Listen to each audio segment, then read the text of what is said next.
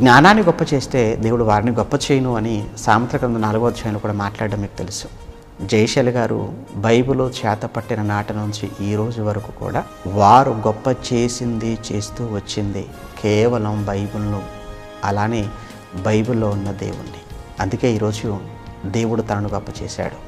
ప్రియులారా, బైబిల్ చేతపట్టి వారు ఇప్పటి వరకు చేసిన ఎన్నో పోరాటాలు, ఎన్నో యుద్ధాలు, వారు అనుభవించిన ఎన్నో కష్టాలు, ఎన్నో కన్నీళ్ళు, ఎన్నో వేదనలు, రోదనలు, ఆఖరికి తన కళ్ళ ముందు తన్ను ప్రేమించిన వారు, సాకారులుగా ఉన్నవారు శవాలుగా ఉన్న తండ్రి చిత్తాన్ని మరొక, తండ్రి సంకల్పాన్ని మరొక ధైర్యం చేసుకొని, ధైర్యం నింపుకొని తన గుండెల్లో వాక్యం ముందు తలదించిన వ్యక్తిగా, వాక్యానికి సంపూర్ణ విధేయుడైన వాడుగా వారు నేటికి అదే ధైర్యంతో, అదే సాహసంతో వారు వాక్యాన్ని వారు బోధిస్తూ ఉండటం అనేది నిజంగా వాక్యాన్ని ఎంతగా జీర్ణించుకున్నారో, ఎంతగా అర్థం చేసుకున్నారో అనటానికి ఇది కేవలం ఒక ఉదాహరణ మాత్రమే అని చెప్పాలి.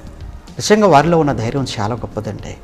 ఎంతోమంది మాటల రూపంలోనూ, ఎంతోమంది చేతల రూపంలోనూ బాధించిన, వేధించిన ఎంతోమంది, కానీ ధైర్యాన్ని చెడక, బెదరక, దేవుని యందు విశ్వాసం ఉంచిన వ్యక్తిగా, దేవుని కొరకు ఆరోగ్యాన్ని, ఆయుష్ను, ప్రాణాన్ని సైతం లెక్క చేయని ఒక వీరుడుగా, ధీరుడుగా ఈ రోజున్న యువతరానికి, ఈ రోజున్న బోధకులకు ఎన్నో విషయాలలో స్ఫూర్తి నింపినవాడుగా, నా ఆత్మీయ తండ్రిగా వారు ఉన్నారు అని చెప్పటానికి నేను ఎప్పుడూ గర్విస్తూనే ఉంటాను.